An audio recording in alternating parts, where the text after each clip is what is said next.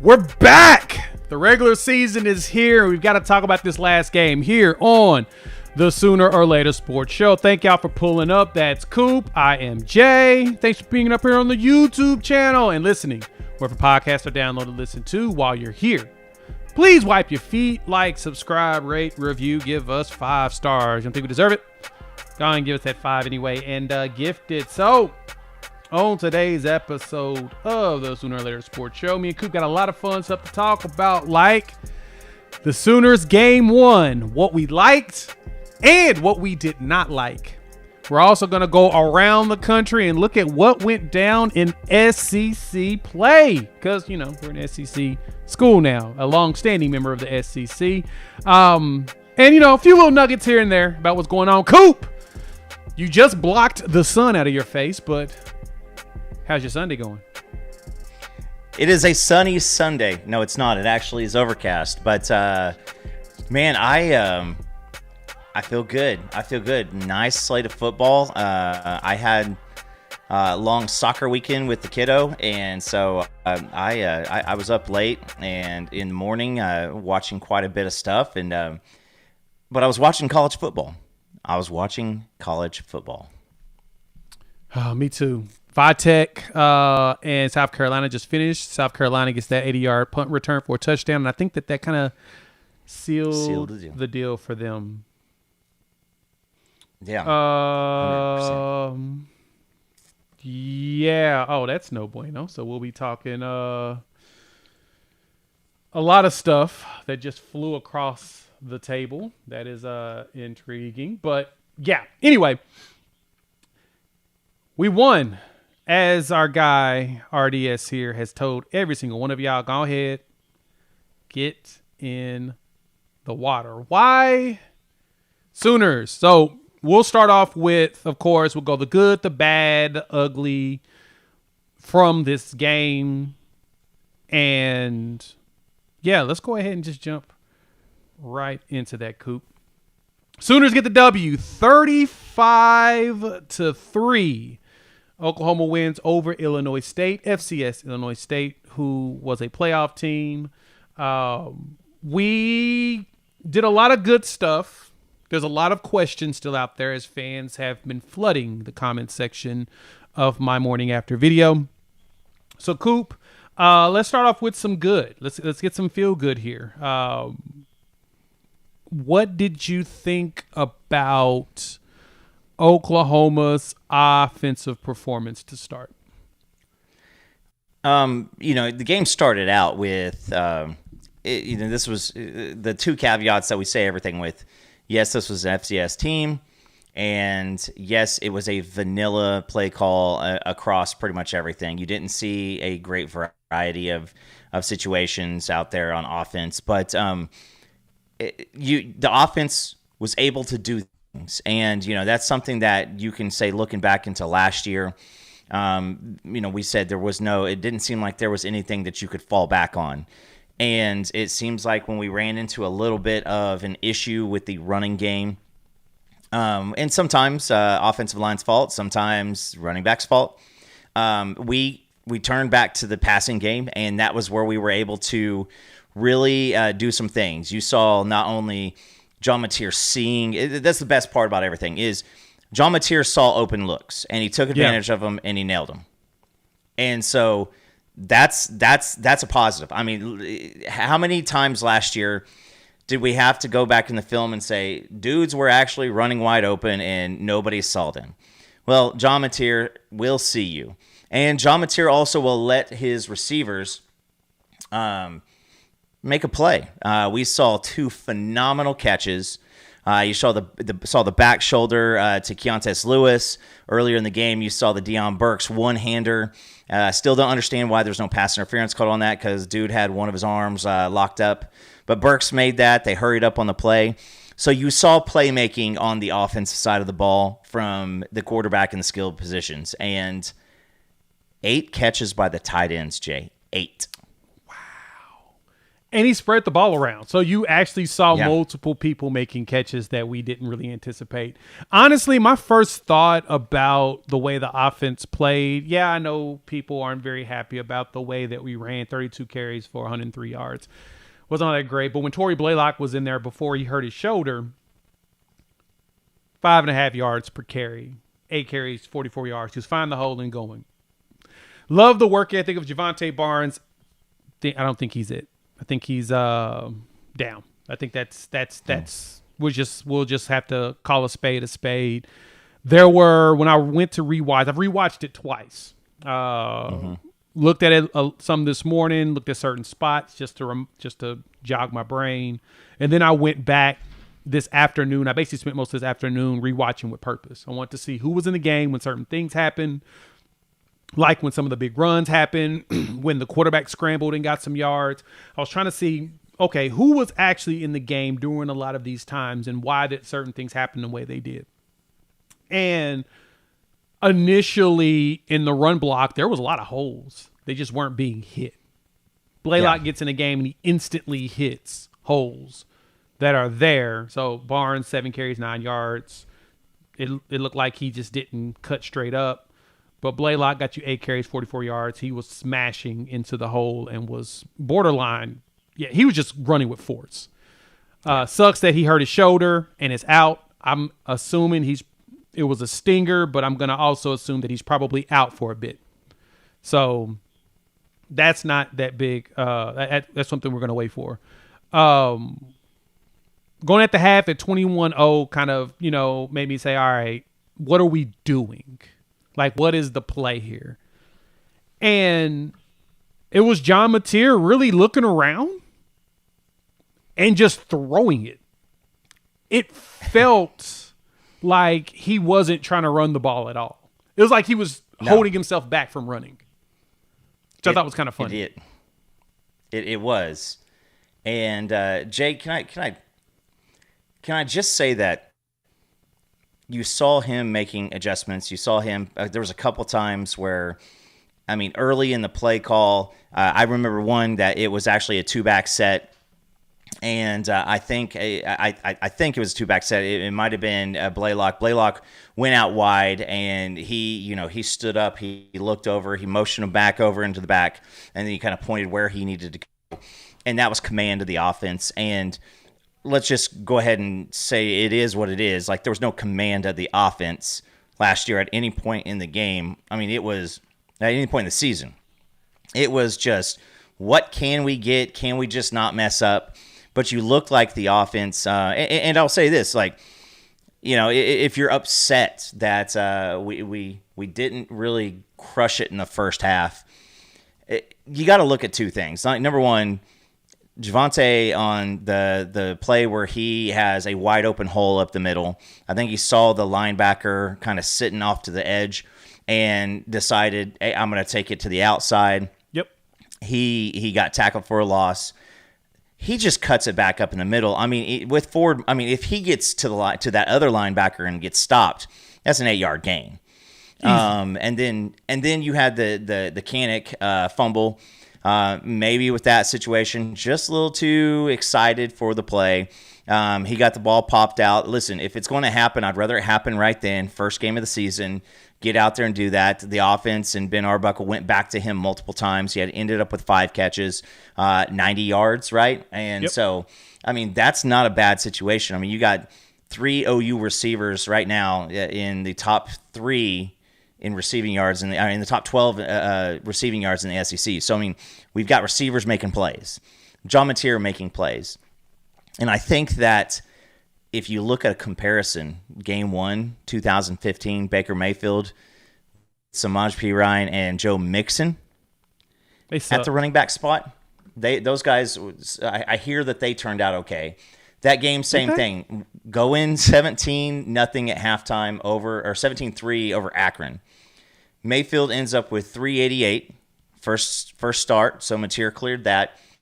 We ran for 100 yards. Now, that was 33 yards with the leading rusher, Samaje. Joe Mixon, 115 yards, leading receiver, Sterling Shepard. So it looked like the same type of a game for your first game out. And I will say that I think that you go in with an offensive line, you are shuffling a couple guys, you held a couple guys out. From what I understand, it sounds like a couple of those guys who did not play on the offensive line, if this was Michigan, they would have played. So you go out there super vanilla, you're not doing much, you're asking Mateer just to sit in the pocket, and like you said, Jay, you hold back. He's not trying to run, he's not trying to get out there and be crazy. And I like that because I think that that's going to be good for him going into the future. But, I mean, dude's almost threw for 400 yards. What was it, 391? Yeah, I think that's the most yards in the SEC. 392. He is number one passing in the SEC, right in front of Simmons out of Ole Miss. Yeah, Simmons Ole Miss had some numbers too. Yeah, we'll talk about that in a bit. And it's not like he got it by throwing 5-yard screens that went for 65 yards. Like, he was bombing it. And they did a lot more. We played downfield more throughout the whole game. And so, I mean, Jay, listen, do I want the running game to have done some more stuff? Yes. Do I think that we had some points that we left out there, like with the fumble? Yes. The interception, that situation, I think that is you want Deion Burks to turn and sit, and he drifted. And so, I mean, listen, leading passer, 30 of 37, 10.6 yards per attempt. I'm okay with everything that happened from the offense as far as the passing game goes. We know that we need to do it better, but it looks like if the passing game is going to be something that needs to carry us, it can. 7 passes completed over 20 yards in this game. 12 over 15 yards, 15 over 10 yards. We didn't see a lot of that last year. We were did we have 8 plays over 20 yards last year or something like that? Like, it was total. Yeah, in total. All year. In total. We had 7 in this game. And that was just passes. So, your boy does feel a little confident in the whole Keontez Lewis call out. And when we did our breakdown on who I think maybe the leading receiver is going to be,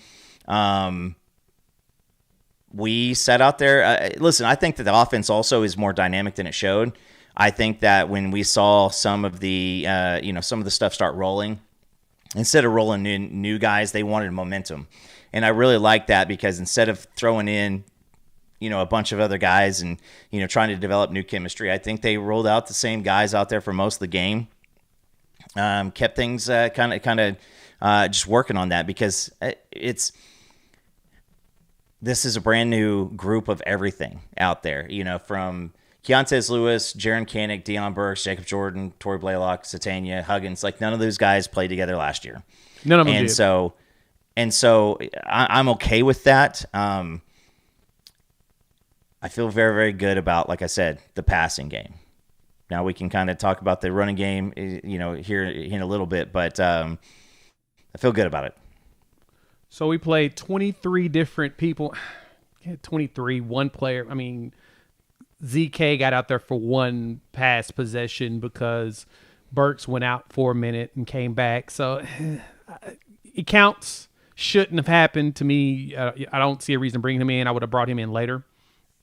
But we played 23 people on the offensive side of the ball, which is pretty good. Logan Howland led the way, 72 snaps with John Mateer. So Logan Howland and John Mateer only just played the entire game. And it's kind of funny that they actually played Mateer this long. Really surprised me that they were actually they played him the full game. In a way, it surprised me. I don't think that it was something that was out of the norm, I guess you could say. We kind of expected him to play maybe the first half and then come out, but it felt more like Mateer wanted to get comfortable and acquainted with everybody around him. Yeah. And so he stayed out there. You could see that he wasn't really trying to scramble much. He really was trying to just throw the ball And his numbers kind of reflected that. That's the new record. Baker Mayfield's record was 388, as you mentioned, and now he's at 392 for a debut. He holds that record now. And he threw it around. You had 3, 4, 5, 6, 7, 8, 9 different people caught a pass. 3 tight ends caught a pass. You had, it's kind of weird, 4 wide receivers and then 2 running backs. So he distributed. Like, his whole plan was to get the ball out and get everybody to buckle up. Played kind of offense. And somebody had texted me about this that watched a lot of Washington State last year. They said, hey, the start of the game is going to be slow. It's going to be a fill-out moment. Give it some time. And then as the game continues, you're going to see it wind up. And that's exactly what happened. I was like, nah, there's no way they're going to. I was like, oh, that makes sense. Everybody's getting acquainted with each other. But now we know this. He really likes Keontez Lewis. And of course, he's fond of Deion Burks. We knew that was going to happen. But he really likes Keontez Lewis. So I'm sensing there's going to be a lot of Keontez Lewis. I sense there's going to be a lot of Zion Kearney in this Michigan game with Deion Burks and rotating a lot of Satania in there to mix things up. That made me happy. But having that many players play, to me, is a pretty big deal. That's a good amount of rotation on the offensive side of the ball. So, the offensive line saw a lot of movement. We're going to talk about that in the bad segment in a bit. We'll kind of explain what we saw on there. Defensive side of the ball, though. Thank y'all for pulling up. Hit the like button. New to the channel. Subscribe, rate, review. Give us 5. We'll answer some questions in a bit before we switch segments. But we're going to talk a little bit on the defensive side of the ball. What I liked about this defense, first and foremost, Reggie Powers tried to kill a man, and I actually loved it. And so did Daniel Okoye on a kickoff. That warmed my heart. Seeing people get leveled the way they did. Taylor Wine took the quarterback out the game. Look, there was a lot of hitting. But I'm going to talk about the shining star to me on defense. Some of y'all may not agree with this, but this was my feelings on this. This was your shining star on defense, Cortland Guillory. So, and I say that, true freshman starts in this game, and the one thing that I recognized was, and the broadcast said this too, so I thought that was very interesting that they caught it, but they put one of their veteran junior receivers out there. They had him matched up with Guillory. They kept trying to pick on Cortland Guillory. I don't know if you noticed this, Coop. We gave up in this game 151 yards. Okay. That sounds about what you would probably give to an FCS team, right? We gave up 34 yards in the pass game. 34 yards. 34, Jay. Maine got more than that last year. So did Temple and Houston. Temple got more passing yards, but they got 117 rush. And to me, this is my thought on it. Not everybody in here is going to agree with my thought process behind this, but it really felt like in the start, the first set of chunk yards, I noticed that the players that were in the game weren't players that probably will play a lot going forward. And they missed some assignments. It happens. Reed's missed, working things. Quarterback scramble. Rittenhouse is a dual threat, so he knows what he's doing. But as the game progressed, they were stuffing a lot of them overall. And it felt like they're like, go ahead, I prefer you run the ball so that we can kill this clock. Because the passes weren't very successful. Well, the Suckowitz guy is a kid that was receiving a good amount, and that's their number one guy. Jay, do you know what he had? Let's see here. I'm pulling it back up. Sorry, this is bad. 2 catches for -3 yards. That's worse than getting shut out because you actually had -3 yards. Was that the that was the Cortland that was the Gentry Williams tackle. Shout out to him, he's back. And he hit somebody and looked phenomenal. So the Sockowitz guy was getting offers from several teams, like $1 million offers to transfer out and go somewhere else. And he's the one that had 1,000 yards last year, 1,100 yards, 1,100 yards, 1,100 yards, and 9 touchdowns. And he's not tiny. I mean, he's 6'3", 205.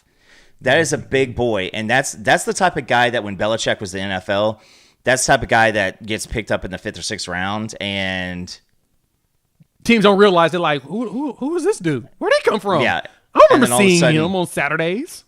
No, all of a sudden, dude has 700 yards halfway through the season. So I will say this, like 34 yards. Went back and I looked at we gave up 3 decent running plays on defense, but outside of that, and we'll talk about that in the bad because that's pretty much the only portion that you can talk about. Gentry Williams, I mean that's my star of the game. I think that you had the defensive line was just pushing upfield. You saw the quarterback running for his life several times. You didn't get home. He obviously got knocked out of the game. At that point, you go into the Josh Heupel Tennessee game last year where you're like, let's just keep the clock running. Let's get the hell out of here before we lose folks for the rest of the season. And this is a team that's going to be competing for the FCS championship. And that's probably why you didn't see Rittenhouse come back in. They lost their starting running back in the first game of the season against Iowa last year, and then the previous year they lost the starting running back at the first game of the season too. Jesus Christ! So wow. At that point for this coach, he's like, if you listen to him on the Oklahoma Breakdown, they had him, the actual head coach, as the guest for the preview, and the guy you could just kind of hear him like, I just want to get out here healthy. He did. Yeah, he sounded defeated before he even started. No, it was pretty bad. But this is a team that they don't have the athletes that OU has. They don't have the athletes that any of these other teams we're going to play this year have. But they know what they're supposed to do. And the game plan was, you know what, we're just going to take advantage of the one spot where we think that we can, and that is in the run. They weren't going to be able to hold up with receivers. They weren't going to be, but they didn't crumble either. So I just got to give 100% kudos to this team for sticking in there as long as they could. But typically when you see like a really good defensive, outcome, Jay, you go back and you look and you're like, well, there's that pass where the guy just flat out dropped it, and there's that guy who just fumbled the ball, and then there's that pass where the guy just absolutely threw a wide open guy. You didn't see that. This was legitimately just there was nothing for anybody in the passing game. Like there was one where he threw back across the entire length of the field, and a wide receiver. It was I want to say it wasn't Sockowitz, it was the other guy, but. Yeah. He catches the ball, and Guillory closed on him and stopped him in his tracks. And in the past... Either it's Casper or Scotty Preston. I think it was Preston, actually. Levin on the outside. I think that's who it was. Yeah. So, but where I say this is like the pass, any kind of passing yardage that they did get was literally like short side of the field, just a nice little 6-yard out route, and those were the only things that looked like they were uncontested.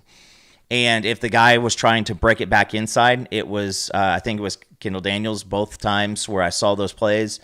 And I mean, if you're a 6'5'11" wide receiver and you got that giant running at you, just go out of bounds. Like, you're not here to win this game. You're here to, get it going. So, but yeah, it just, Jay, I just, from the defensive standpoint, a lot of guys looked really good.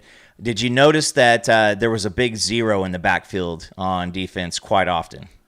Often. I know that you all have been waiting to see it.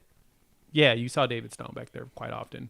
Him and Taylor Wine lived in the back with the quarterback, and the quarterback was finding ways to get rid of that ball. I saw one play that they basically had him. He found a way to jump out because Rittenhouse is athletic, and he immediately ran to the side, tried to try and throw it out of bounds. And our Mason Thomas hit him. Somehow the receiver rediverted himself and made the catch out of bounds. It's kind of interesting to see him do that. But, yeah, we did everything we needed to do defensively to make me feel comfortable. Like, the question I had most about this, I'm not too concerned about the run defense. I think the run defense is going to be just fine.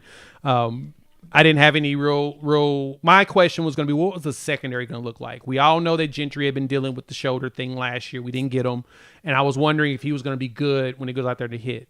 The Temple game, he fell on his shoulder, and we lost him for the rest of the year. So I was worried about that. I was also wondering, like, all right, who's going to be the other corner with Eli on the shelf for a bit? And then they put Cortland. I'm like, okay, we've been talking about Cortland. We've been kind of gassing him up. Let's see what he looks like. And when Illinois State tried to pick on him, put a veteran receiver against this true freshman, they got him with the PI, which that was more of a, you can't be pulling the jersey in front. You got to pull the jersey while it's, right here, not out here. Don't put your arm out and pull. You got to be close to him and pull it where it's blocking. I mean, every corner does it, but he kind of learned a little few techniques there, but he was knocking down passes. He was tackling immediately, so his tackle grade was very high. I was satisfied with that. That, to me, is all the good that we can really go into when it comes to that. We'll talk some bad, of course. We're going to dive into that. So thank y'all for pulling up. Hit the like button. New to the channel, subscribe, rate, review, give us 5. We got questions. We're going to go ahead and answer some of these questions real quick. David, stop yelling at you. I'm sorry, man. Had to. Lloyd asked the question, status on Blaylock. Nothing official has come out yet. I know he left, went to the locker room, came back. I don't know if he got back in the game, though. I don't recall seeing him take another carry when I did my rewatch, but I honestly really wasn't paying attention to the run because I truly felt like the focus was throw the ball as much as possible. So I didn't see that. I don't know about you, Coop. Did you see anything on that part? No, and there's a couple different things. I would say this: it doesn't sound like we'll see him this week. So you're going to have X-Rob and you're going to have Ott. Those guys are going to be out there. Those are going to be your leaders, and then hopefully.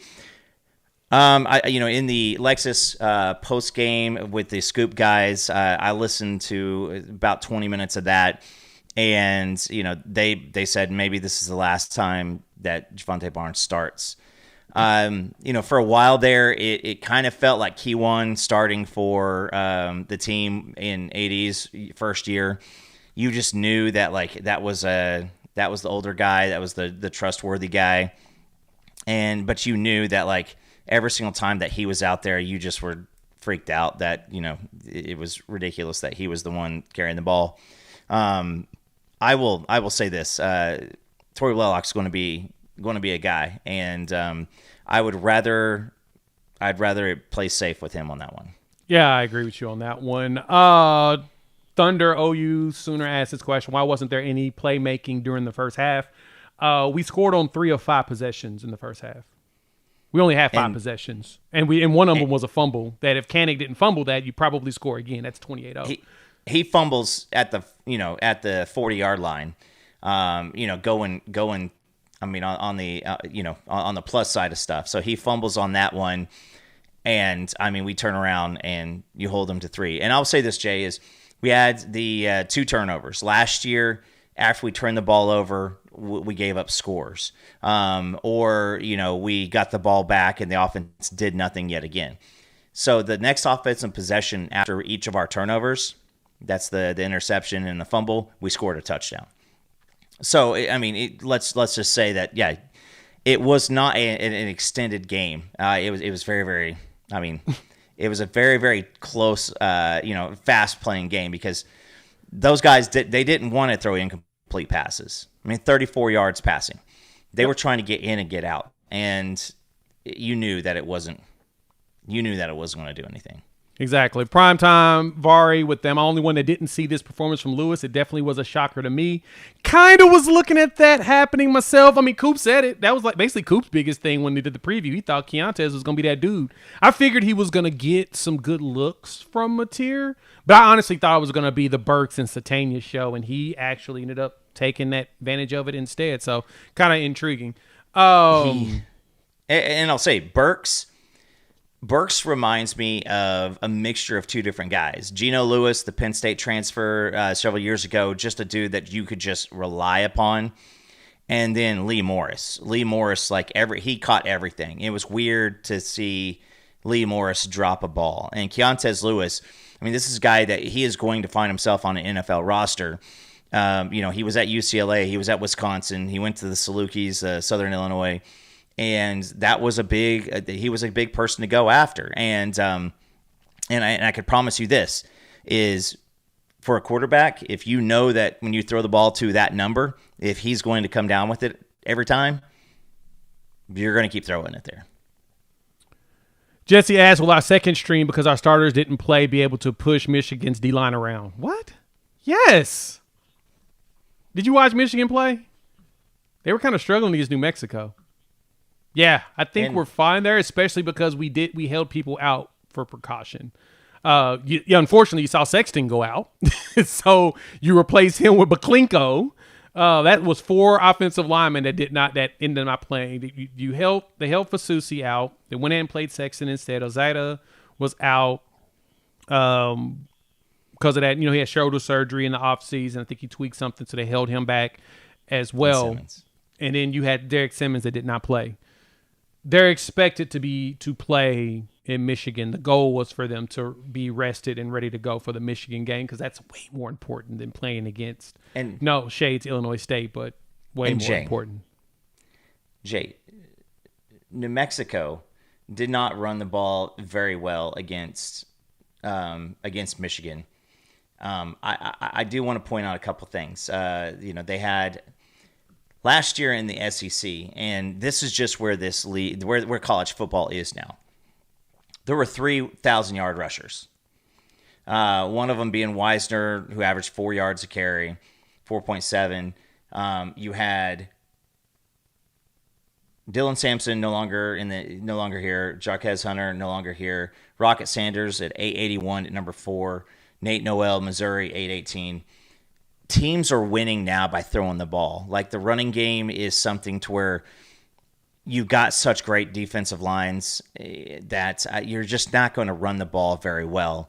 And so you got to be able to have a playmaking quarterback that's going to be able to take some of that off. Like, of those guys, that every single one of those guys are gone. So I just think that you don't have to run the ball. Like, getting 1,000-yard rusher, like, obviously there was 3 in the entire SEC. Right. 3. Yeah, running wasn't – it's teams are getting bigger guys in the middle to make running harder. So, like, in this game, and I think this was a very interesting factoid here, that, like, when I looked at it, both quarters, there was only 10 possessions total in the first half.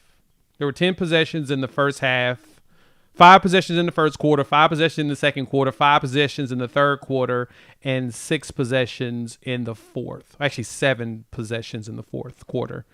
And I point that out because even in the amount, like, Illinois State had 1 possession for 7 plays. The rest were 6, 5, 4, 3, 4, 3, 4. They basically just burned clock. And to Daniel's point here, he didn't realize that we had a terrible running game against Akron back in 2015, which Coop talked about at the beginning of the show. We ran for 100. Yeah, it's very eerie that this game had similar statistics as that one against Akron in Baker's debut. I'm just saying it's eerie. Not comparing them to Baker. I'm just telling you it's very eerie of how similar all of that is. All right, we'll get back to some questions in just a minute. I've starred a few of these, and Travis, I get to love this point. Disappointed that Satania didn't get a touchdown. I was too. He was close. Like, Mateer launched that thing, and he overthrew him by like 7 yards, which I didn't think he was going to be able to do. So I'm actually impressed. And I mean, it looked like it was triple coverage because the guy that was on Burks came off at the end, so it looked like there were three dudes there. But yeah, I mean, but at the same time, like, you threw it deep in a game where you're really not trying to put a bunch out there. And I will say that, hey, listen, John Mateer literally was getting to know his guys, and there's got to be something to say that I think sometimes you saw, like, the defensive line play too fast. Like, they're playing against a different level of talent. Like, I understand, but there's a lot of people out there that would love to have this game versus the game that they had this week. Absolutely. And one more real quick. I actually like this question. Do you think Illinois State got those runs because we weren't trying to stack the box to give Michigan any looks? We really did not try to. It didn't feel like we were trying to stack the box at all. And I've got something on that, Jay. I took notes on these runs, And so the first big run, I think it was like the 24, the the quarterback 24 yarders by Wright's run. Winker's right. Okay, so on this one, Halton penetrated so far, like he just blew out the line. Penetrated way too far. He got quarterback level and at the time of the handoff, and so he then was going to have to stop, shift his weight, and go back out. So he went for an arm tackle, missed. Now I will say that left Heineke, and everybody said Heineke blown out. Heineke freaking got double teamed by the center and the guard, and he like it does not matter who that person was. If it was Danny Stutzman, and he's getting double teamed by the guard and the center. That from the line of scrimmage because he came up on the line, and then I would also say this is I think that the only bad part about it was maybe Boganowski left. I mean, he stayed more middle so that there was no cutback, and that gave him an extra 7 or 8 yards. So there's that one. The second big run, Marvin Jones was the last defense due to the action, and Marvin just got sucked a little too far in, and then that's the quarterback run. That was the big quarterback run. And so, it was a little bit more of a screen type of play. But if you're going to be that last line of defense, that set in the edge guy, and right. I will say it was just a brilliant play call because if it was a handoff, it's a 4 or 5 yard loss. But Marvin's going to have to be able to stand on the, stay out and set that edge because again, same type of thing. By the time he realized and they handed the ball off or he kept the ball. Marvin had one hand out there, so it looked like it was first game stuff on a couple of on the big runs. You had one of 24, I think you had one of 23, and I think you had one of like 17. They didn't have 200 yards of offense, so that's something that will be better. Oh yeah, I think it'd be better on the defensive side of the ball. Coachability. Yeah, it's just coachability. It's more of a at the same time, look, you saw Owen out there with Kip and Omasigo. So you got a combination of that. You saw Sammy out there by him. It was mainly Sammy and Owen or Owen with Kip, and then it was Kip and Kobe. Kobe missed on one. He went outside, and the running back cut up, which is what we want to get out of Javonte Barnes. And so he missed out on that play. But besides that, you didn't really have any other big runs from there. You had them focusing on and we played a lot more 3-3-5 than I thought we were going to. Like I kept seeing RMT, like R. Mason Thomas back up or whatnot. Yeah. And to answer this last question, let's go to the bad. Thank y'all for pulling up. Hit the like button. If you're new to the channel, subscribe, rate, review. Give us 5 stars. Let's talk about some of the bad stuff, right? Like the run game was basically an issue, right, Coop? Like when you look at the offensive side of the ball, the run game just did not give us what we wanted. And this question has come up like 30 million times. And I want to be clear, not picking on you, Steele, but this has been asked a lot. And let me explain my rationale and what I thought would make sense with this. With the run game struggling, why did Ott only get 1 carry late? Twofold. 1, why would you want to put that on tape for Michigan? Just think about that. 2, we didn't really need the run. 3, Ott came in because Blaylock got hurt. So you had Barnes and Blaylock. They were your 2 starters, and Beef said this in his press conference like on Tuesday of last week, that they started Barnes and Blaylock because they were the only 2 running backs available during camp. Xavier Robinson was dealing with some stuff. Taylor Tatum was dealing with some stuff. And Ott hurt his shoulder early, and they had him shelved. So they rewarded the 2 guys that were available for camp the majority of the time by letting them play most of the snaps. Blaylock dings his shoulder, so he comes out the game. You bring in Xavier Robinson. You pull Javonte Barnes because, quote-unquote, he wasn't effective. And then you have Ott go out there for like 1 play. They put him on kick return because, in my mind, Coop, is you hope the team doesn't kick the ball off more than twice in a game. As in, they get a field goal and they do it on their initial kickoff. Yep. That's it. That's the only times you would expect this team to actually kick the ball off. So your goal is that Ott probably ain't going to touch the ball. He's going to catch the kickoff and he's going to basically down it or let it go in the back of the end zone like he did because he let it roll by him. That was what you're hoping for. Like there's no reason after you see him Blaylock get dinged up, it's kind of no reason to try to get your other back dinged up. So and I know that I heard someone say you could see him basically out underneath the coaches like, come on, let me get in the game. Come on, let me get one snap. Come on, let me get in. And so they're like, all right, dog, go in the game. Go ahead. And it was just not the greatest. But it didn't make any sense to truly throw him out there. Tatum is still hurt. Like, that's been the talk of him still being out. I don't know what the injury is. BV mentioned it in one of the calls. He said that he's still banged up. We don't expect Tatum to play anytime soon. So, with that, though, we're going to need to get the running going. Like, Ryan Fogier struggled.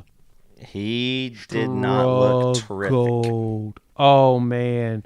And that sack that Mateer got, the one sack we gave up was Fogier supposed to move around and block a guy, and he moved so slow that the dude basically spinned him around, and they were able to get to Mateer. I watched that play like 4 times. I'm like, dude. But at the same time, guess what, Coop? It's a true freshman. What do you expect? So it's what happened with a true freshman. Unfortunately, what was some of the bad that you would like to see improved on the offensive side of the ball? Of course, I know it's probably offensive line related because this is what everybody's complaining about.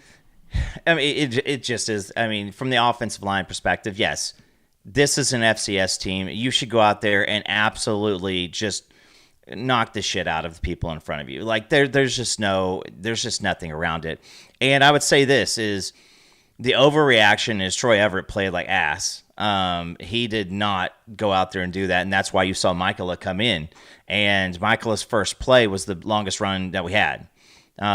So yeah, you saw that. That was kind of funny. It is what it is. I think that what's going to happen with this offensive line for this year, Jay, is probably going to be something along the lines of you're going to see some really, really good, and you're going to see some like, oh, God. What you can't have is the situation where, Howland against Ole Miss at the end of the game where it was just bad. I don't think that you're going to be able to – I don't think that that's going to be a situation that we're going to be able to have this year, because I think that Mateer was sacked 34 times last year. He knows everything about, playing with somebody running down his throat. And Jay, on one of his scrambles he had, it looked like he looked read 1, read 2, read 3. Did you know that you could do that, Jackson Arnold? You can.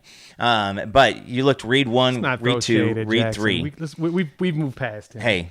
Hey, he's a running back at Auburn now, so that's good. Leads the SEC in rushing. But I will say this is Mateer had a decision, and he bounced, and he was out, and he was 7 yards downfield in a flash. And so I think that that's what you're gonna see. I also think that you get some of these other guys back in, and it is going to it's going to look a little bit better. I think when you get Fasusi out there, I'm at the spot right now to where I'm just like, hey, you just gotta bring in your best potential players and grow with them, because I think that there's a couple of guys that we just know who they are and they're the best available. But if a freshman, I'd rather have Fogier learning than just a half-efforted performance. But then I had this conversation with my daughter the other day, and it's like, yeah, if you're playing a weaker team and you play like you're playing against a weaker team, they're going to get you here and there every time. And I'm wondering if there's something that kind of went into that, because we heard all season this offensive line really just really came together, and they heard all the criticism. And then week 1, this is what you throw out there. Like, it's got to be better, because at the end of the season, I don't want to look back and go, man, we're 9-3. But we could have been 11-1 if our offensive line just did did something a little bit more. Just give me a little bit more. We just need a little bit more push, a little bit more strain, as BV would say, more strain. We need more push on it. And I agree with that. I'm not going to disagree that the line needs to be pushing more people around. You could see the inexperience out there, but it's good that you're catching some of this stuff on tape and saying, hey, be prepared. You're going to be pushing some big dudes at Michigan. And similar to the way you were pushing big dudes in practice, be prepared to be pushing big dudes against Michigan. You need to get stronger and better with that. So the game prep is going to be fun this week for the team because now I saw the spread has been moving up. It's now Oklahoma minus 5.5, which is wild to me that it's already moving like this. But for us, as Mateer has been flying up a lot of charts, the bigger thing is we just got to make sure that we're prepared to give him time to throw the ball. The thing that I want to see more of, and it's not a bad thing, and it's not really a negative, while at the same time it's one of those that I want to see more of this. I need to see John Mateer run more. Like, there was lanes wide open for him to go. And his game is truly predicated on his leveraging his legs to make defenses have to respect him, make defenses have to add additional defenders on the field to chase him. That way, if he's going to pass it, you have someone that's prepared for it. If he's going to run it, you got somebody there that can keep up with him. But then that can open up your actual run game. That's something that I think we need to see more of. All right, defensive side of the ball. What the interior guys, we rotated a lot. I saw a lot of Marcus Strong. I saw a lot of Taylor Wine. Yeah. Someone mentioned that he gave us some good snaps. I saw a lot of mixtures on the interior and linebacker. We got to make sure that when we play Michigan, we're going to have to go to a 4-6 and just be ready to hit Justin Haynes as he comes through the hole. I expect it, but there obviously is no guarantee. What you see on defense that made you say, Yeah, and, trying not to look toward, because we'll do this on Wednesday, but Michigan, Haynes had a 60-yarder. I think it was a 59-yarder, and then I think he had like 15 carries for 100 outside of that. So he's got some capability. He's going to break. Passing-wise, their leading receiver was a tight end, so I think that you're going to see a lot of Kendall Daniels out there or Reggie Powers covering that tight end. Outside of that, their receivers did not do much, and that was the entire game. So, I could go back and look at the stats again, but they're going to rely on the run. And so, yeah, Venables is going to know that you're doing a lot of run fits. Underwood did not do much running, and I expect that that's probably going to be a situation that you're going to probably see more of. Yeah. So where I'm thinking for the defense is, you had, I think I saw Jeremiah Newcomb in there on either the first or second drive of the game. He was a third defensive back out there. Listen, Jay, I really don't. Outside of just when you're the edge guy, especially with Underwood and Haynes, like, they're going to see the film where Marvin crashed too far down the line and the quarterback opened up, because they overloaded that side. They ran all action to the left side of the field. And it literally was, the defensive end was the last bit of defense to stop that quarterback run. And so Michigan's going to see that, and they're going to try that out. How disciplined are you?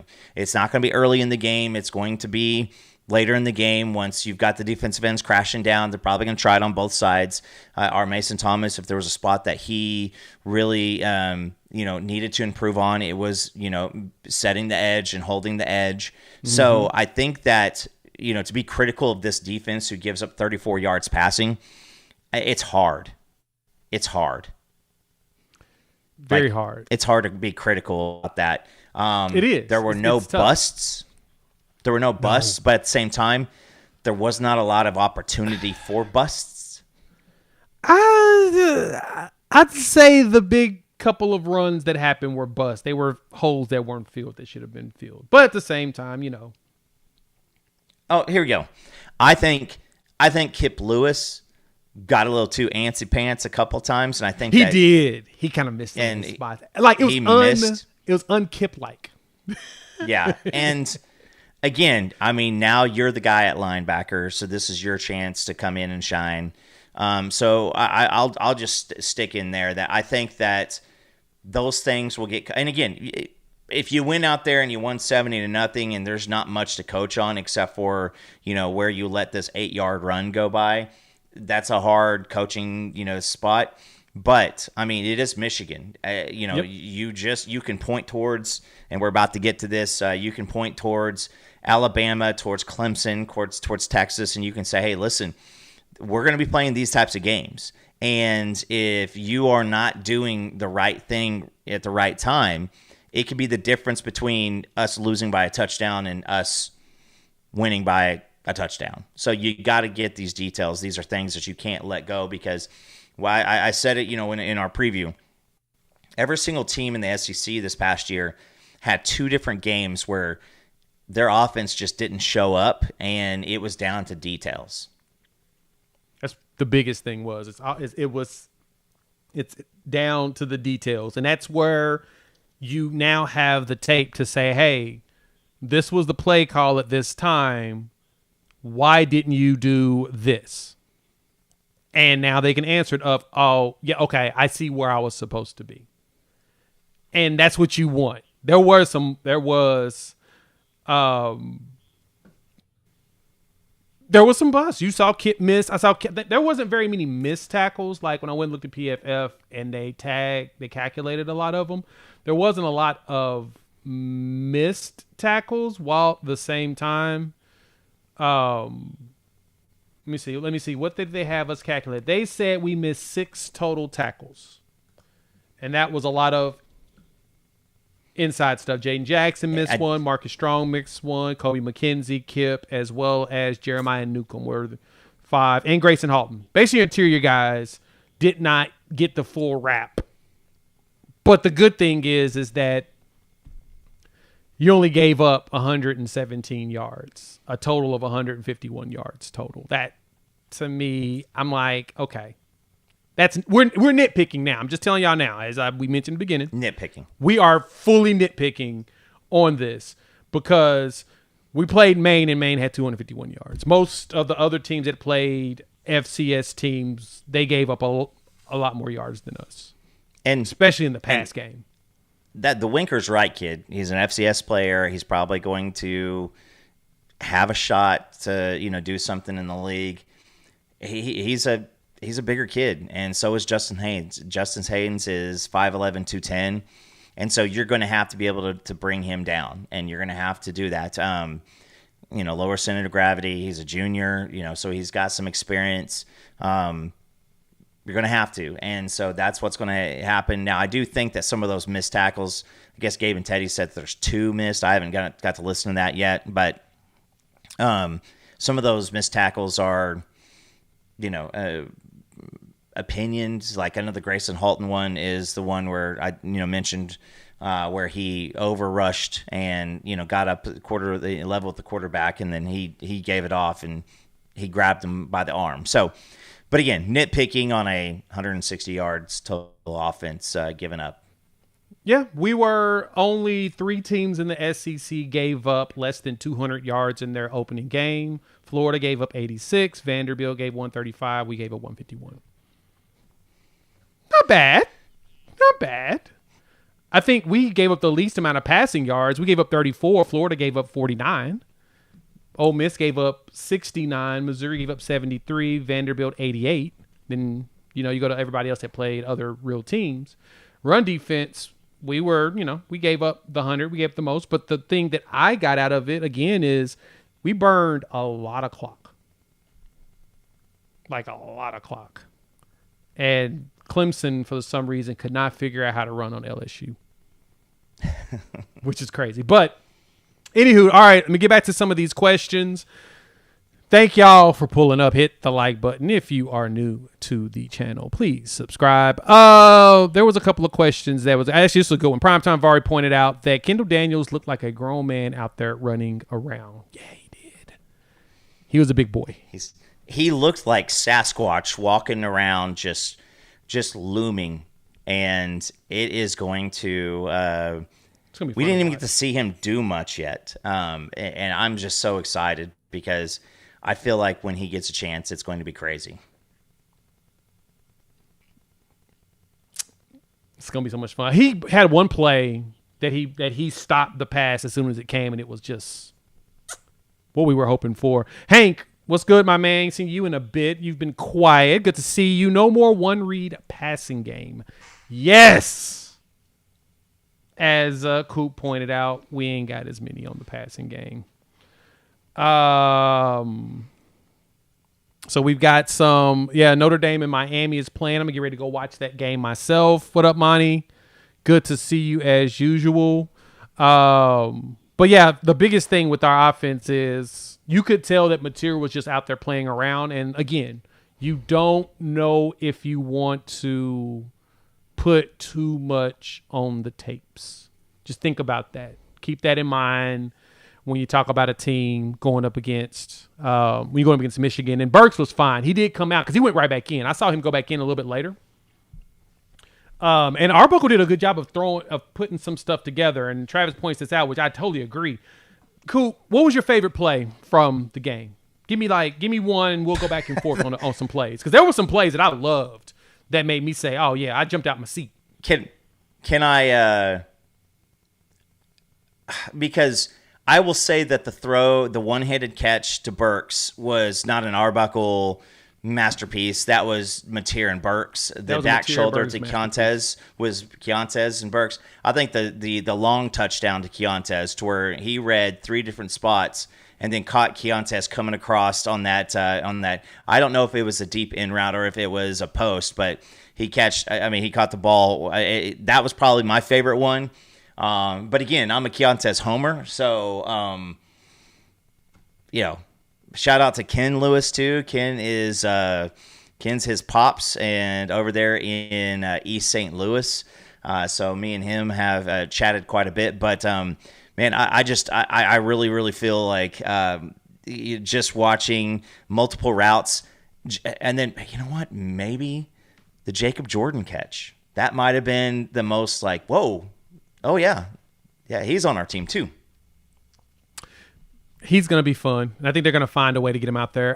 Favorite one play that I really loved, it's kind of really all the Keontae Lewis stuff, but not the touchdown where the defender fell, but that was just a really good go route. And he, regardless, you could tell Mateer was throwing him the ball. It looked like Mateer was like, "No, I'm throwing you the ball, dog. You don't catch that." But when he caught that under post, it was like him and Burks ran post. Burks went deeper. He went a little bit under. The line did a fantastic job of just opening up and giving Mateer time to just sit there. Mateer waited, and then boom, he chunked it. His time to throw, Mateer was getting rid of the ball pretty quick most times, but when he needed to sit there, like his time in pocket was like 2.48 seconds or something like that. I went and looked on PFF. They had the calculations on it. I think it was a little bit longer, but he was sitting there. He waited, and then he launched it. He did a really good job of getting rid of the ball, especially on some deep plays. It was nice. That pass was good. Defensive wise, man, there were some good hits. I think the Peyton Bowen blitz made me jump out of my seat. Yeah. Because that was the Auburn blitz. That was the Auburn. Yeah, that was the Robert Spears Jennings one. And if you looked at the way the play was designed, it was Peyton Bowen actually in the Robert Spears Jennings position with Boganowski. Though they were the two safeties in the game at that time, and I was like, "Oh heck yeah, give me!" And he flew right down there, hit that boy. Loved it. That was probably one of my favorite defensive plays outside of Reggie Powers trying to knock a dude's head off. Maybe my favorite defensive play of the night's probably that pass to Scott Sockowitz and Gentry. No hesitation at all. Came up and said, welcome to the SEC, and welcome to Norman, and see yourself out the door. I mean, that was the aggression. That was the aggression that I wanted to see. That was everything I hoped for, was that. And I am very... Yeah, the Kobe hit when he blew up that run, that's a good one, David. That's a very good one. He got back there, boom, and it stopped. Oh, man, just warmed. You could tell that the defense... Yes, Monty. Yeah, he back. That he wanted to take some heads off. And that just warmed my heart. All right. Let's talk around college football. There's a game on now, Notre Dame, Miami. We'll probably be able to get to it second quarter as it's 8 minutes left in the first. Ain't much really going on. It looks like it's back and forth of punting and the ball going back. So thank y'all for pulling up. Hit the like button if you're new to the channel. Subscribe, rate, review, give us 5. Coop. Yeah, this is a stinky game so far. It's going to be fun to go see how that's a defensive battle. But I do think Ben Arbuckle is going to be fun.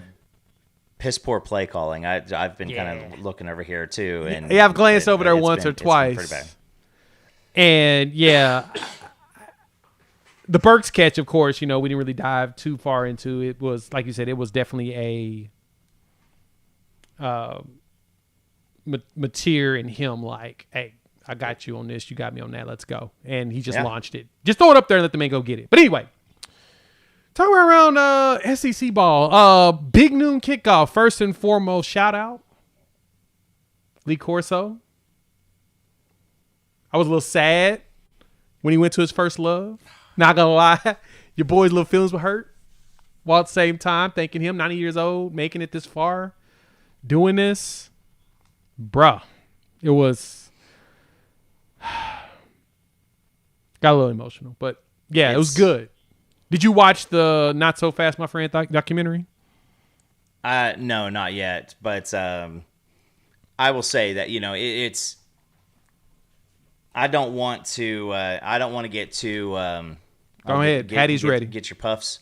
Get your puffs. Have them ready. Have them ready. I didn't sponsor the show yet, but you have them ready. Did you catch the Rich Eisen Sports Center a couple nights ago? That got me too. That one, I used a pillowcase on that one. That one made me cry. Especially when he started talking about Stu. Yeah. But I will say this as it's as we get through. We're all getting older, right? You see more and more of these guys. I'm glad that Lee Corso got to go out doing what he loved. And I'm glad that he got to, it's not the fact that like Lee Corso passed away and, we weren't able to get, the victory tour or whatever. I do think that his time is up. It's going to get us all. Time is undefeated. But yeah, I will say this is, it was cool. I guess Kirk has been very, very instrumental in kind of like helping him out along the way. And I probably my favorite thing is when they had Corso, the band spelled out Corso right after he made the pick. That's the one that really got me. Yeah. The Rich Eisen salute to Stuart Scott, who was the reason why I ever wanted to get into broadcasting. That them two was it. Yeah. Cooler than the other side of the pillow. And then when he said, you do not get, for those who are late, do not get fruit cup. I'm just glad Rich Eisen's back. So now, God, I've always watched his show, so he's my dude. But anyway, let's go ahead around the horn. Lee Corso, dope. That was great. Every team that he was associated with, all 5 of them won. Did you see that graphic? Yeah. Let me see. It's an ESPN college football. Let me see if I can find that. I thought that was very heartwarming to see that everybody that he was associated with ended up winning this past weekend. He made the pick and all the good stuff. Shout out Lee Corso. But anyway, Texas, Ohio State. Texas, Ohio State, cool. Hey, I'm not going to pull my punches, Jay. You guys all know me. I'm gonna let you go ahead. You do your thing. I'm gonna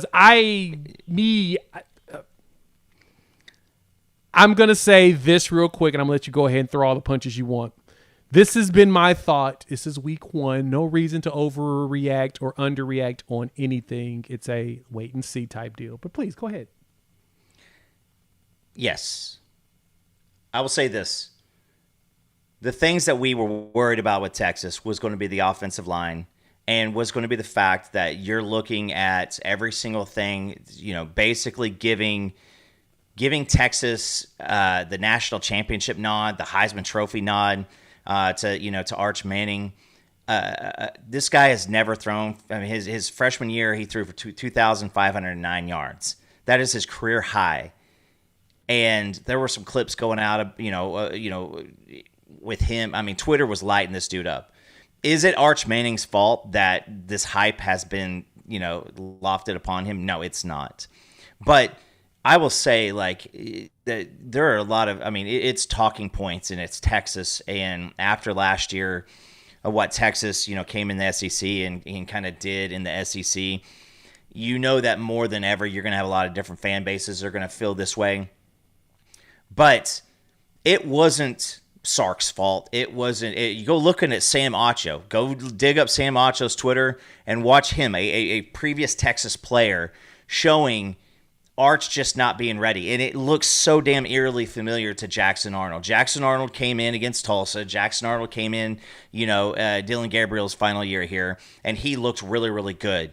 And then when it was his time, it did not look as good. Shane Buechele was another guy, of Texas in the past. Came in for one game when it wasn't his team, and he looked great. And then he came back, and it looked bad. This dude was skipping passes. He was throwing from funky angles. And so to give somebody – Texas is the de facto number one because they had to pick somebody. And if it was going to create the buzz, it was going to be that. Because people would argue that, well, Ohio State's the reigning champ. Well, Penn State, that. It went to Texas because nobody really had a team that they felt like was 100% going to be there. Yeah. We knew that Clemson had struggled. We knew that Ohio State lost a lot. We knew that Penn State can't win a big game. But I will say this, Texas' defense is legit.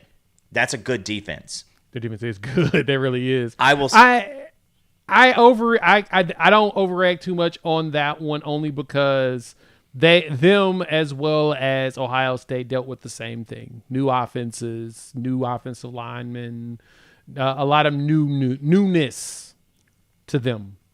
But yes, I do think Texas defense is legitimate. Well, and here's the thing is, if you are supposed to be the Heisman Trophy winner, I don't give a damn how good that other defense is. You ain't throwing a 0 up through 3 quarters. With all the tools that you had around yourself or everything like that, he did not look like a capable and functional quarterback at any point during that game. Did he make a couple of plays? Yes. Jackson Arnold made a couple of plays last year. But I will say this, you need to reset the expectations. I think that Texas is one injury on the offensive line away from a very scary situation. All these playmakers around, this is going to be a running football team. It's going to be a running football team. And I understand he could not unseat Quinn Ewers. If he was Heisman Trophy winner in his first season, Quinn Ewers never comes back on the field after the injury. And we've been saying that for a long time. And as you guys notice in the chat, there ain't no Texas fans in here tonight. Yeah, I'm very surprised. I don't see my favorite Texas people. There's no Bama fans in here either. Yeah, they're pretty quiet as well. Let's go right into that game. Bama loses to Florida State in a very humiliating fashion. Shout out to Lee Corso who made the pick of Florida State. He was the only one. Everybody else picked Bama. Not gonna lie, I picked Bama too. And I picked Bama mainly because I was still trying to see what I needed to see what Florida State was gonna be. But Tommy Castiglionis talking smack, he kind of retracted it. But at the same time, he talked smack and he talked the talk and then he walked the walk. He went out there and cooked them boys. 152 on the air, 78 on the ground. But what's funny is with them winning, I mean, they outgained Alabama 388 to 341 overall, and they passed the ball a third of the amount of times that Bama did. Like, I think it was a third. Like, it's Bama threw the ball 43 times. Florida State threw the ball 14 times. So what Florida State do? They beat Bama the exact same way we beat Bama. They ran it down their throat. They just beat them with toughness. 46 carries, 236 yards. They had they had two running backs over 50 yards, 3 over 30, 5 over 20. They were just handing the ball off and going. And Tommy was basically said, hey, get on my back, boys. I'm going to win us this game. Well, when Castellanos was at Boston College, I mean, they went out early and they beat Florida State Hank. early. Yeah, Malzone probably did win the Burroughs Award because of that win. Because everybody forgets, Malzone leaves. And this is the funny thing. I did not realize this, but they said it on the broadcast, Coop. Sorry to cut you off, but I thought that was fascinating. Malzone recruited Castellanos, I think, to UCF. Yeah. Then he transferred and left and went to Boston College. Then from there, when Gus left to demote himself, which I thought was a very fascinating decision, but, it happens. Bold strategy. Very bold strategy, Cotton. And Castellanos left halfway through, after 4 games in the second season there at Boston College. Brought him to Florida State with him. That was interesting. Yeah. Well, there's a lot of film going on, and, man, there's a lot of Alabama content folks out there blaming the refs. Listen, the hustle for Nick Saban, and you don't want to be the next one to drop off, that's gone. That's gone. And I've said this, Jay, is I wanted to see what happened at Alabama when you have an offense that's not predicated off of we're going to grind and wear your butt out. They have not had a running back in quite a long time that could be that dude. And that's why I think Justice Haynes went to Michigan, because he got to be a running back at Michigan instead of just being this finesse offense. And it started when it was when Tua came in and Matt Jones. They got away from that smash mouth running game, and that defense has not been able to. Alabama wasn't getting five-star guys anymore because they're making money somewhere else. And DeBoer was great at Washington because he had a Joe Moore winning offensive line. He had a very great college quarterback who's now the starter in Atlanta. He had 3 first-round, first-day wide receivers. And they still couldn't win the national championship with that whole setup. So I just say this is that's where I've been. I'll have to wait and see because, I mean, typically now if you've sat behind a quarterback for 3-4 years and you come in, like, there's a reason why you're not the starter. It is one game. But I saw from what in a lot of the clips you're seeing them on social media with, defensive players not running down plays. You don't run down one play against Alabama, you won't see the field for the next 4 or 5 weeks. You will have to prove it in practice over and over and over again that you've made your mistake and it'll never happen again. Yeah, that's exactly right. There's no reason. I mean, listen, if they would have lost in a close game, I say, all right, you're still kind of getting some stuff together. That look uninspired. Kalen DeBoer has lost 5 games where he is a 14 or more plus favorite going into the game.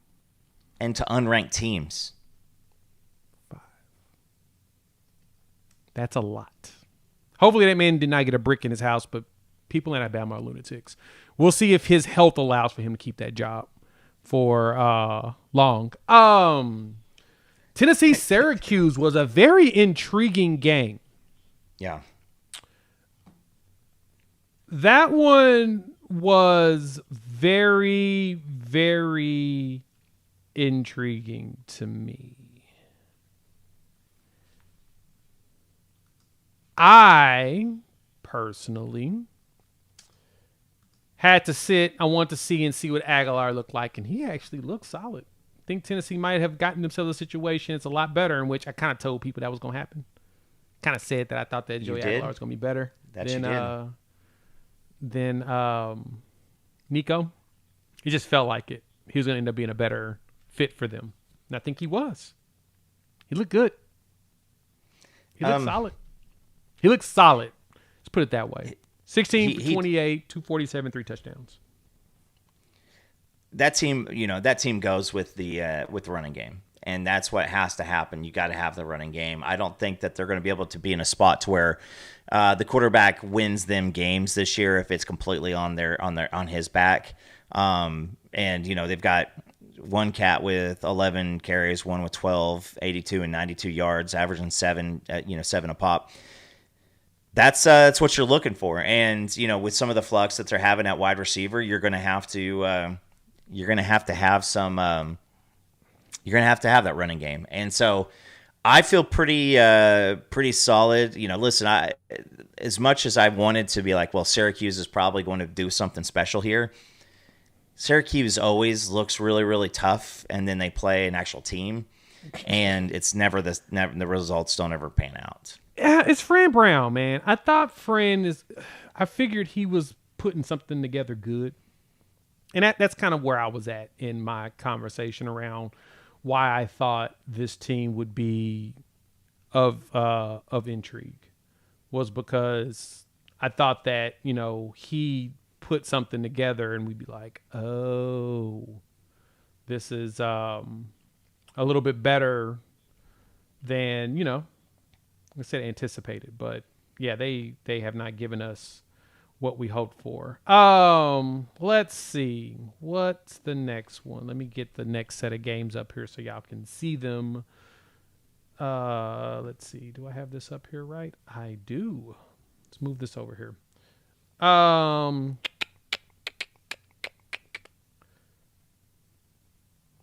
Gotta talk about it. Auburn Baylor. I know y'all been bagging on Jackson Arnold. He ran all over him. And I blame Dave Aranda for that game. Because Dave Aranda should have known that they were literally going to run it down their throat. Your 100% established advantage was going to be your defensive line against their offensive line and potentially your offensive line against it's just at the line of scrimmage. And you know what Jackson was. And so Jackson was still doing Jackson stuff. He had to play. As long as he can get out there and run the ball, that's going to be an option for them. But I'll just say this is folks that thinking that there's not a talent differential between like the Big 12 and the SEC. Like Auburn's picked like 10 in the SEC, and Baylor was picked to win the Big 12. It's always going to start at the lines, and those lines are going to be early in the year.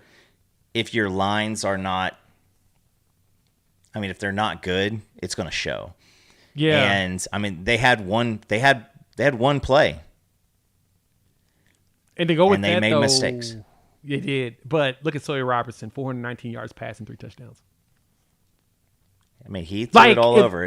They couldn't. There were a lot of points in this game where we were wondering if, Auburn was going to lose it. I don't know about you, but when I was watching, I'm just like, this is kind of stinky. Is Auburn going to give this away? Are they going to fumble this bag? Now, I mean, they were up majority of the game, so, but when it was 17-10, I was wondering. But again, that's when you get Jackson Arnold just running all over them, running down their throat nonstop. They literally just ran it down their throat the entire game. Jackson Arnold was 11 for 7, 108 yards. Checks out. Then he ran for 137 yards. Like, I tweeted it out, and it wasn't a joke. I was for real. He'd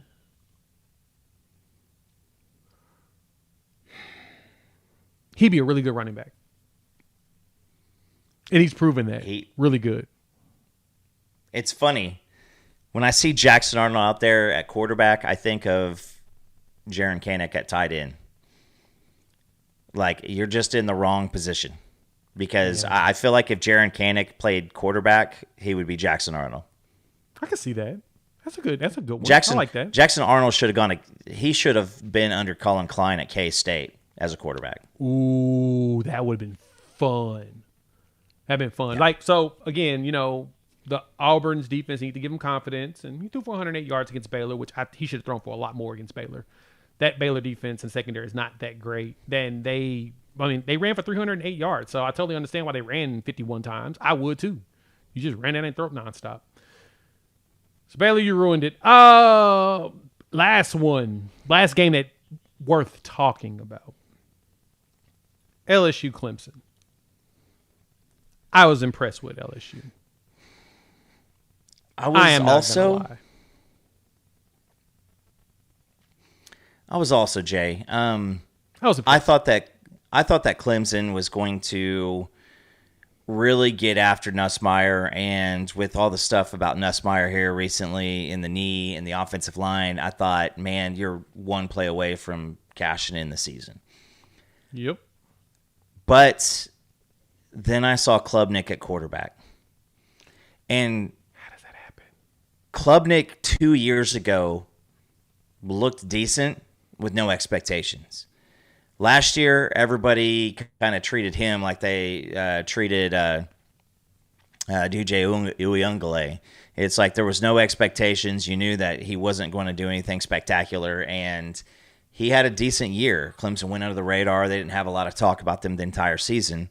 So he comes into this year with more expectations, and like our boy Arch, he's skipping balls and just some of the same mistakes that just continually happen. And so it just makes me wonder, like, hey, what is Clemson's ceiling? I mean, are you going to win the AC? I mean, like, this is why we are in the SEC right now. It's you want the best of the best players, because it seems like when Clemson, who lost to every SEC team that they played against last year, they just couldn't get it done at home. But LSU breaks the streak. They have now won one of their past 6 opening season games. Whew, they finally won one. They pulled it off. No, Caden Durham, of course, was pretty solid. Dang it, man. Caden Durham is really good. He really is good. Nussmeier, man, he played his butt off. That game was tough. There was some catches that were, like, absurd. Like, the spot that Nuss was putting the ball was where I was like, that's ridiculous. I am impressed. He was putting the ball in some spots, and unfortunately, one of those touchdowns they did not get, which kind of pissed me off. But overall, Coop, we're back, baby. That's why the title of that thumbnail is "We're Back," because we're back, baby. College football's here.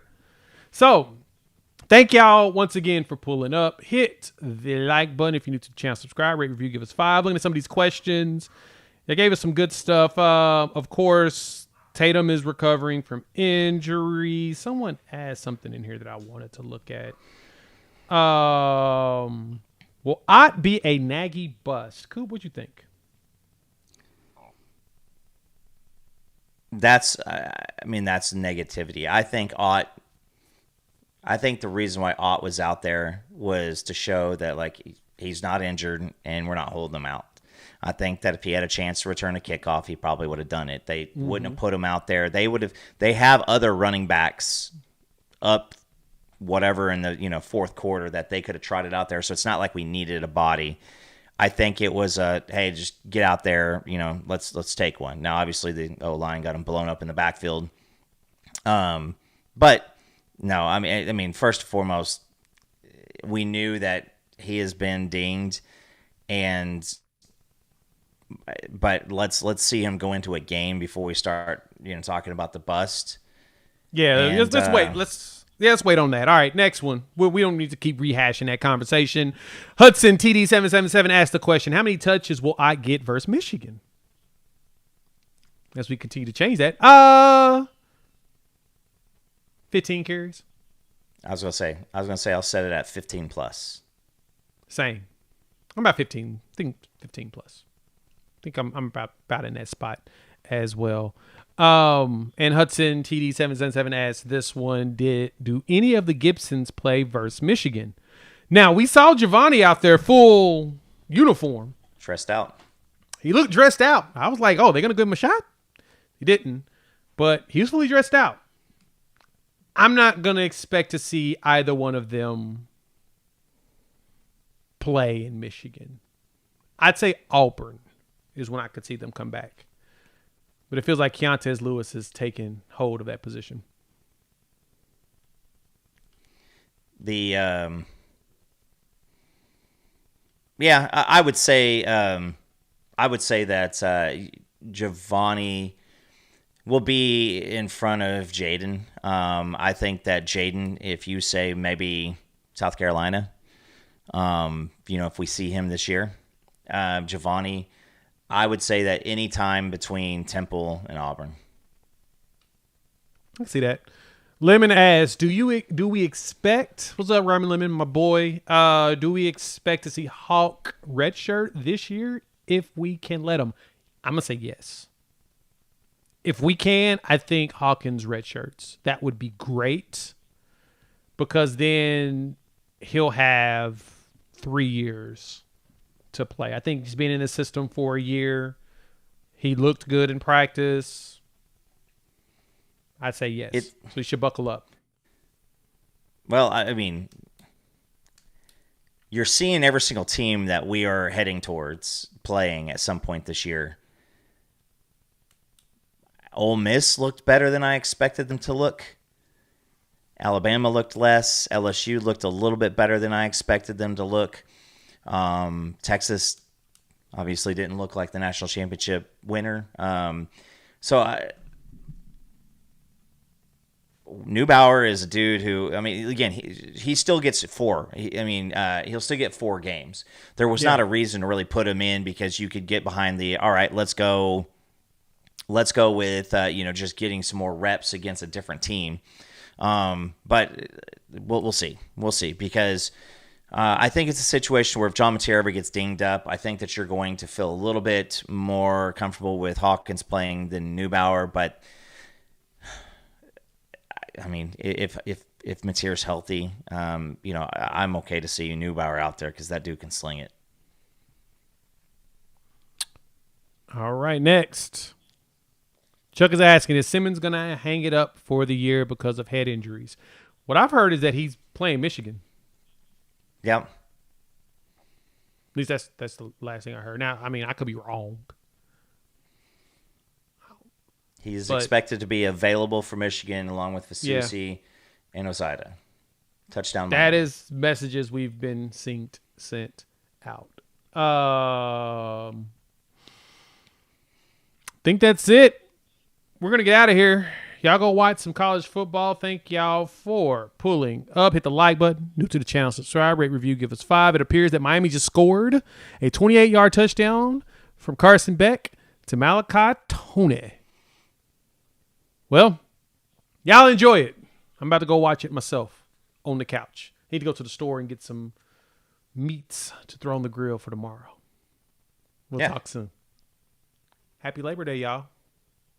Peace. Peace.